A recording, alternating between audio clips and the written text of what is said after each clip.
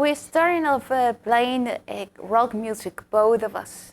That was our first initial knowing of how to play an instrument. It was through like rock music.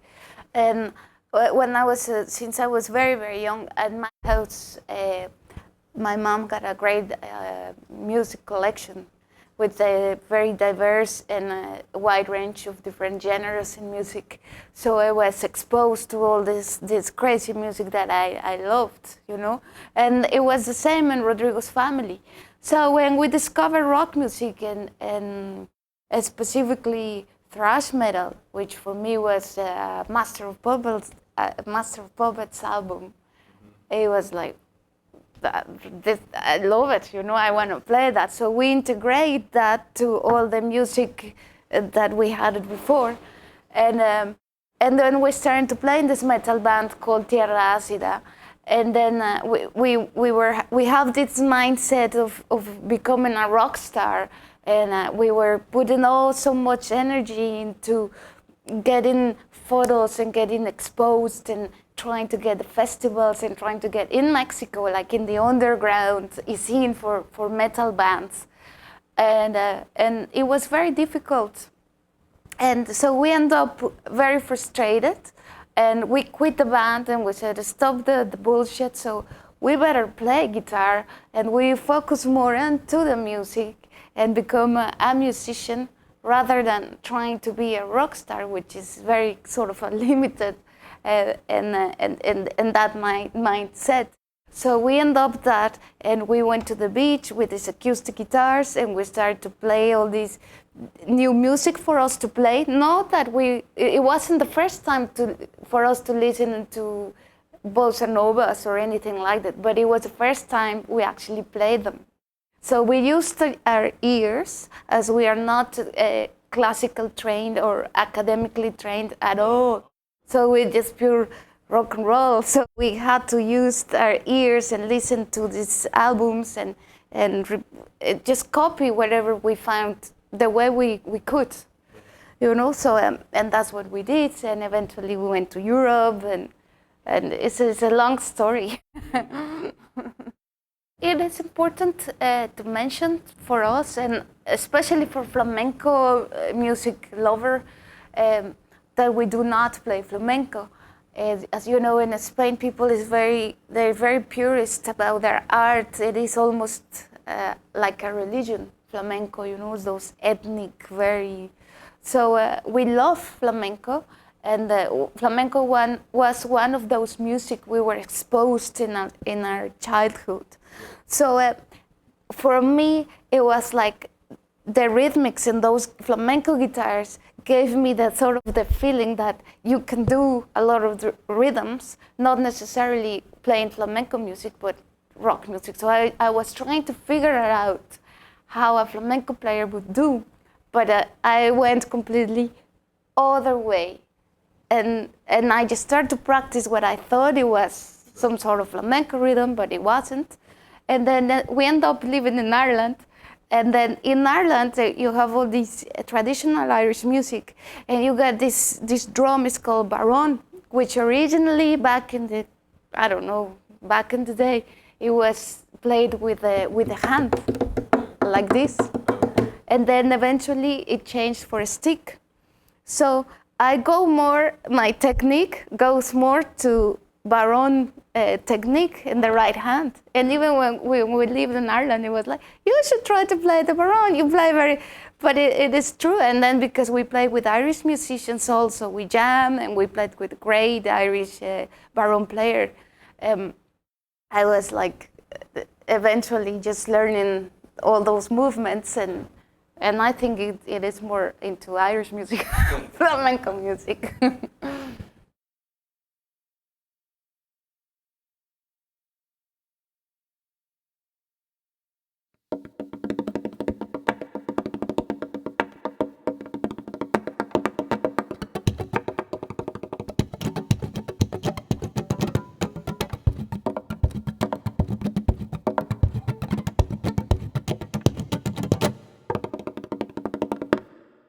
It's the same movement here and here. So This one is definitely flamenco. It's the only one. It is. They call it. It is a rasgueo. Rasgueo. Yeah.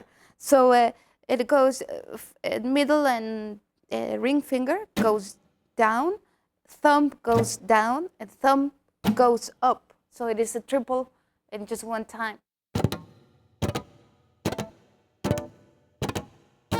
So usually what I did was I was practicing so much this one to get it like very tight together, and then also the second rhythm that will be middle and ring finger goes down and thumb goes up. So and this should be very sort of very loose, very relaxed.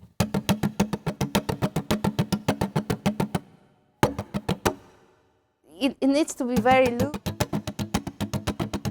And then once you have the two in a certain velocity, then you can start to mix them. And you can do that, the same thing.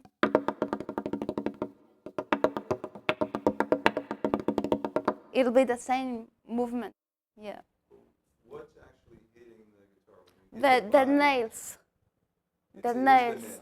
Yeah, it is not this part or this part. People think that I have a very raw hands, but no, I don't do. It's just the nails. So the thumb too is the nail? Yeah, the nail of the thumb and the nail of this finger.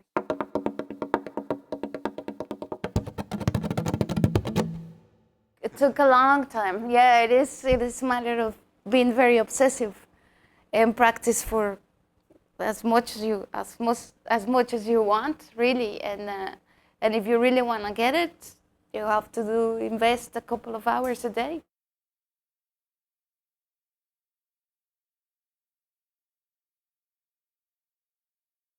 When we decided to do this kind of tribute album was basically based on the fact that we thought that we could actually introduce some music that potentially our fans will like and that they don't really have access. You know, for some reason, I mean, our background, musically speaking, has been like super eclectic, you know, from the metal days to the flamenco and jazz orientated, and all the guitarists around the different genres of music. And so we thought that if we just put our influence there and we just introduce these people to our crowd, I think it's going to be a good contribution for the music, and we kind of divert the attention from us because we're sick of that shit.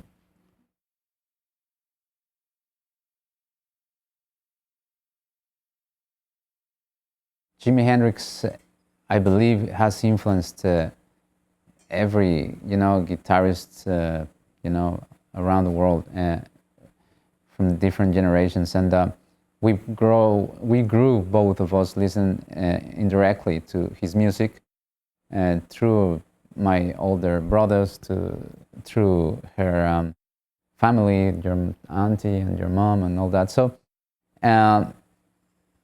when we were kind of teenagers, I was pretty much into the metal scene, and Jimi Hendrix sounded kind of old to me. And then as soon as you grow up, you understand that everything comes from there, and yeah, it's been there for ages. And I bought an album recently, the Jimi Hendrix Experience, and I put it in my iPod, and to bring the list, to make it shorter, because it obviously was a massive list of artists that we wanted to pay tribute to. But what we did was went to the iPod and we tried to be totally objective and said, like, well, what do you listen to now? And then we went 50-50, and we decided the artists that we both were listening to recently, and it happened Jimi Hendrix to be there, after so many years.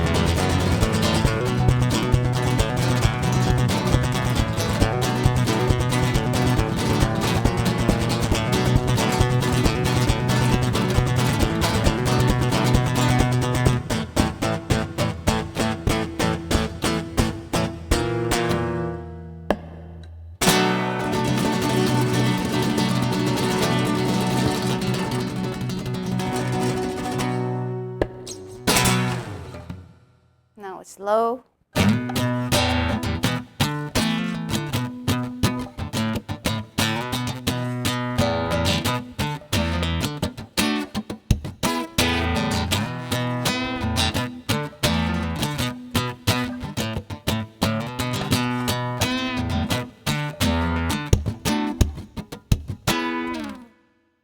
Yeah, sort of a.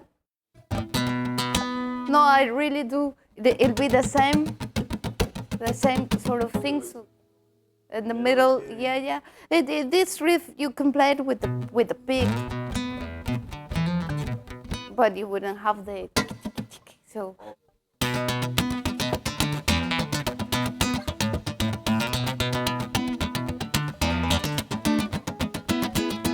So it'll be the same, blocking the muting the other strings.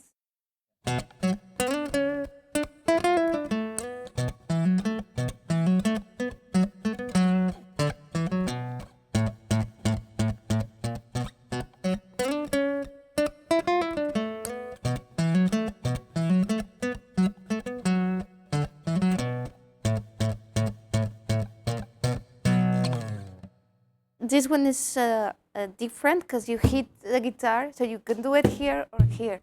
And here it would sound more like a disco club, and here will sound more like a percussion sort of thing. So I will try to do it very slowly. So you hit the guitar, the index goes up So you mute. You generally do this when mute string. So this one goes up and then this one goes down. Oh yeah. So again, so hit the guitar, index goes up, all the middle and ring goes down, and then this one goes, no, until there. Let me see.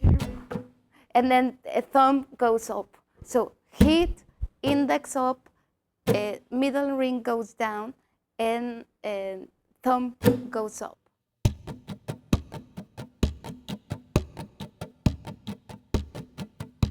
So if you do this really fast, you can do it here. So it goes good with the Rod's riff then.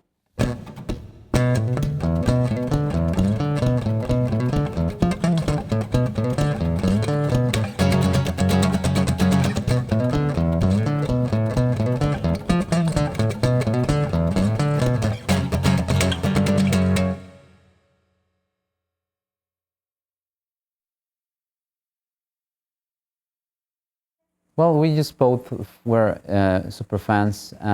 We, regardless of what happened to him, we're gonna pay a tribute sometime, someday. He was pretty influential, and when we were growing up, it was pretty important that Pantera came out at the time. We had our metal band going on, and Metallica had gone very commercial with the Black Album when the Codes from Hell came out, and that kind of gave some hope to the thrash metal community.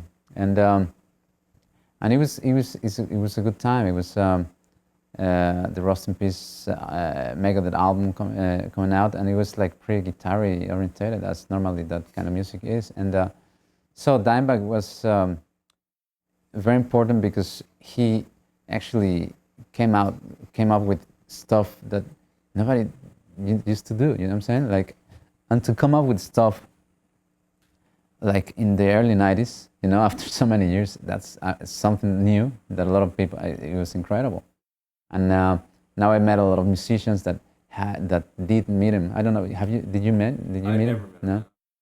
But I mean, everyone just speaks so good about him, it's like he was a great guy and a great person. And a lot of, even Alex Kolnick, who was as well one of our heroes, and he's a guest in this track.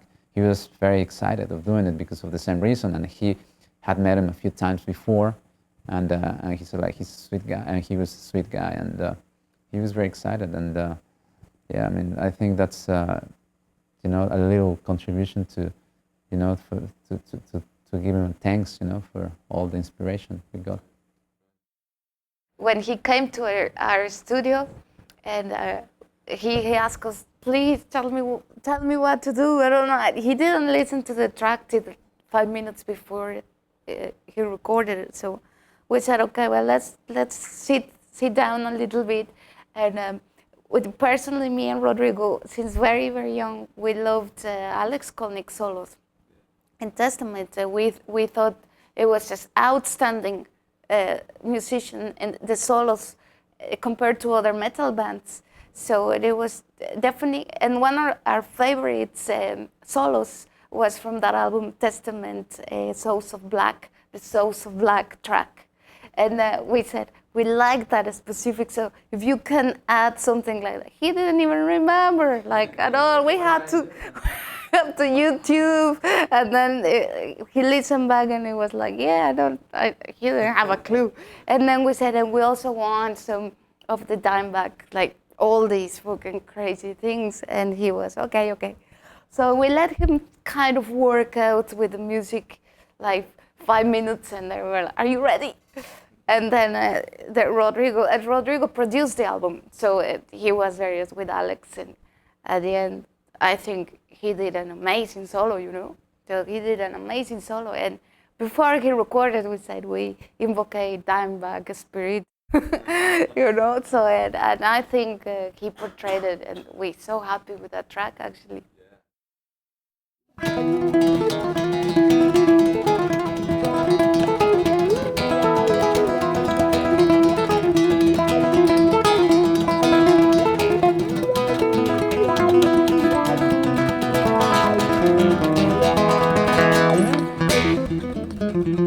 Yeah.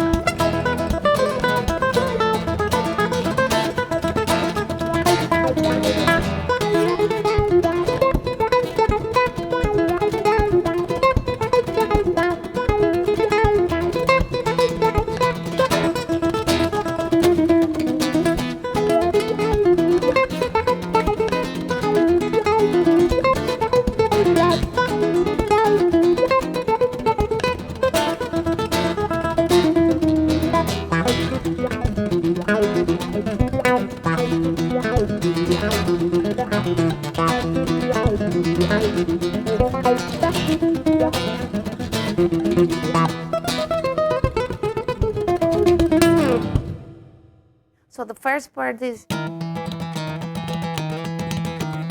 so it's the same sort of thing. So all the strings are muted except the fifth one. And so the first riff, I just do this sort of like metal hit.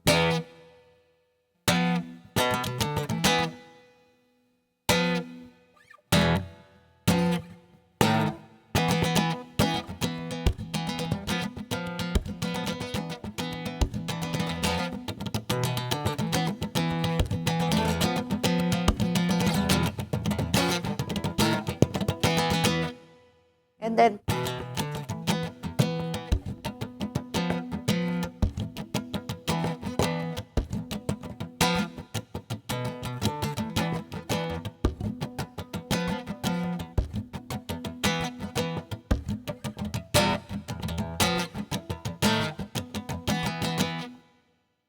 E minor, this one, this one.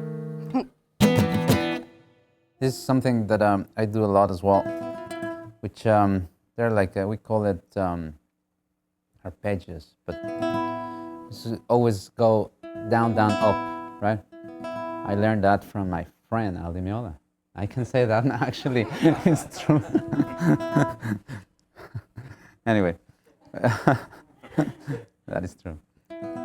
So I do like an Arab kind of scale, like a minor.